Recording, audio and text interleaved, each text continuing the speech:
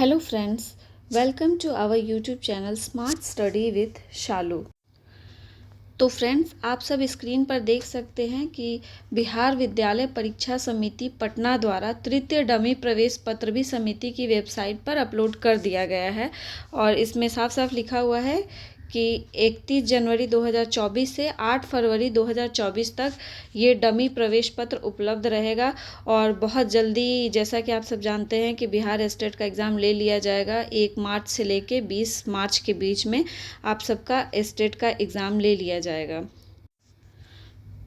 तो आप सभी अपना अपना डमी प्रवेश पत्र डाउनलोड करके ये चेक कर लीजिए कि कहीं कोई त्रुटि ना रह जाए, क्योंकि यह त्रुटि सुधार का अंतिम मौका है और इसके बाद किसी भी प्रकार की त्रुटि के सुधार का दावा मान्य नहीं होगा।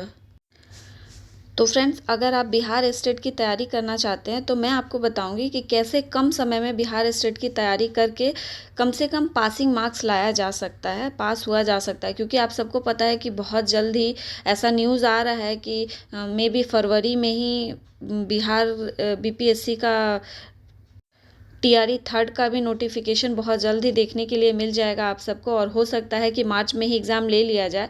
हालांकि मैं इस बात की पुष्टि नहीं करती, क्योंकि जब तक ऑफिशियल वेबसाइट पर बीपीएससी के नहीं आ जाता है तब तक आप इसको कंफर्म नहीं माने। लेकिन फ्रेंड्स, आज नहीं तो कल टीआरई 3 तो होना ही है और उसके लिए ज़रूरी है कि आपको बिहार का स्टेट पास करना है। तो मैं आज आप सबको ये बताऊंगी कि बिहार स्टेट अगर आपको पास करना है तो कैसे कम समय में आप इसको क्लियर कर सकते हैं। क्योंकि जब मैं भी एग्ज़ाम दी थी 2023 का बिहार स्टेट का, तो मेरे पास भी बहुत कम समय थे, मुश्किल से 8 से 10 दिन थे जिसमें मुझे ये क्लियर करना था, क्योंकि टीआरई 2 का एग्ज़ाम उसी टाइम होने वाला था। तो मान के चलिए कि आप लोग के पास बिहार स्टेट की तैयारी करने के लिए लगभग 1 महीने का समय है। तो फ्रेंड्स, मैं आपको ये बताना चाहूँगी कि बिहार स्टेट का जो एग्ज़ाम होता है वो 150 मार्क्स के होते हैं। टोटल जो होते हैं बिहार स्टेट में वो 150 मार्क्स का होता है, जिसमें से कि टोटल 150 मार्क्स में जो होंगे वो आपके जो स्पेसिफिक सब्जेक्ट होंगे वो 100 मार्क्स के होते हैं। और 50 मार्क्स में आप यहाँ देख सकते हैं आर्ट ऑफ टीचिंग के 30 मार्क्स के क्वेश्चंस रहेंगे, जो 30 क्वेश्चंस रहेंगे। और जनरल नॉलेज के 5 क्वेश्चन, इन्वायरमेंटल साइंस के 5 क्वेश्चंस, मैथ्स के और एप्टीट्यूड के 5 क्वेश्चन, लॉजिकल रीजनिंग के 5 क्वेश्चन। तो आप देख सकते हैं कि टोटल 150 क्वेश्चंस हैं।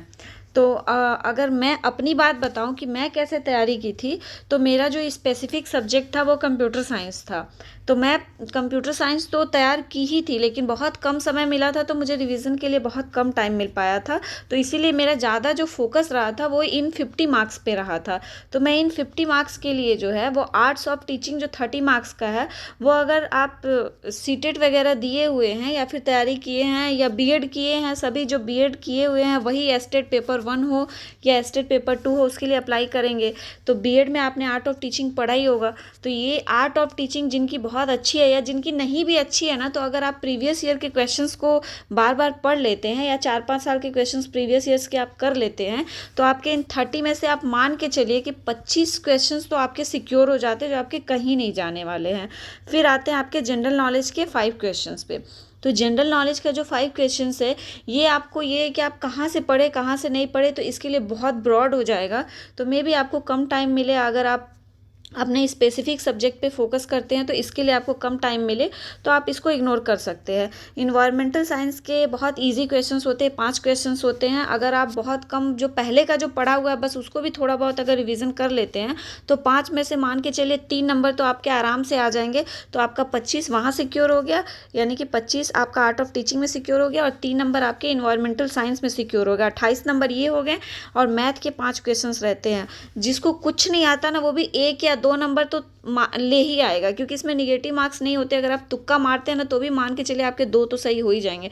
30 नंबर तो आपके यही हो गए। और लॉजिकल रीजनिंग का तो बहुत ही इजी क्वेश्चंस होता है। तो 5 क्वेश्चंस है, तो आप मान के चलिए कि ये 5 में 5 सही होंगे आपके। आपका कितना भी खराब होगा तो भी आप लॉजिकल रीजनिंग में थोड़ा बहुत भी मेहनत अगर कर लेंगे तो आप 5 में 5 सही कर सकते हैं। तो फ्रेंड्स, आप देख सकते हैं कि आप 50 में से आपका जो 35 है वो तो आपका कहीं नहीं जाने वाला। मतलब 50 में से आपका जो है 35 तो पूरा सिक्योर हो गया। तो उसी तरीके से आप देख सकते हैं, 1 minute friends, just a minute, देख सकते हैं टोटल आपका 150 में आपका ये 35 तो सिक्योर हो गया। ठीक है।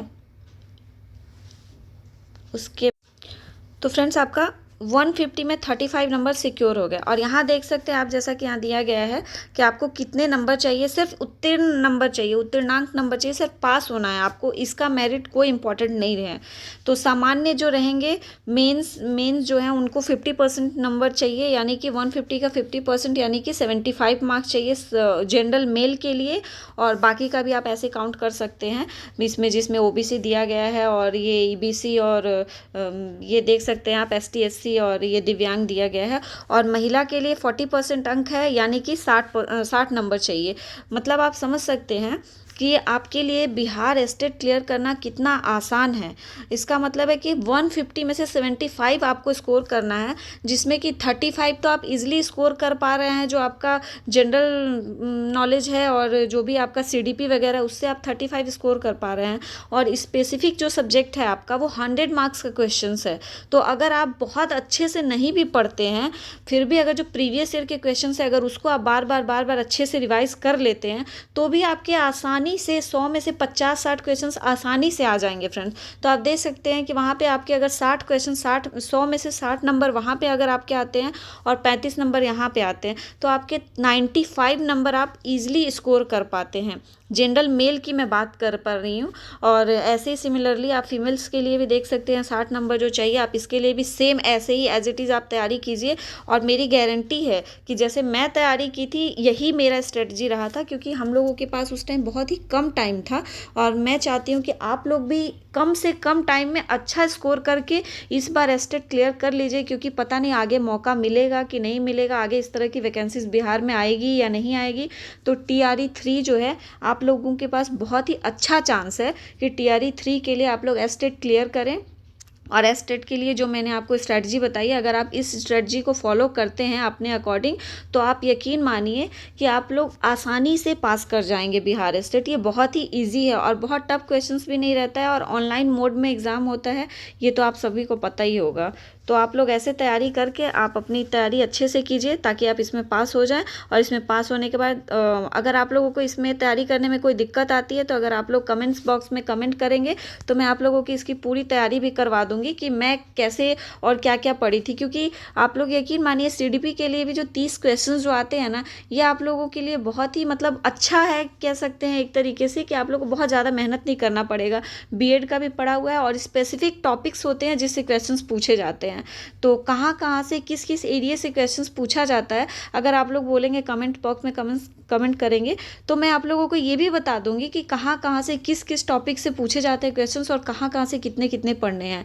लेकिन फिर भी अगर आप लोगों के पास कम टाइम है, तो आप लोग प्रीवियस ईयर के क्वेश्चन जितने ज़्यादा हो सकते हैं उसको ज़्यादा से ज़्यादा पढ़िए, और आप लोगों के ये फिर कंप्लीट हो जाएंगे। और फिर भी आप लोगों को कोई डाउट होते हैं तो कमेंट बॉक्स में कमेंट कीजिए, मैं आप लोगों के कमेंट्स के जवाब ज़रूर दूंगी।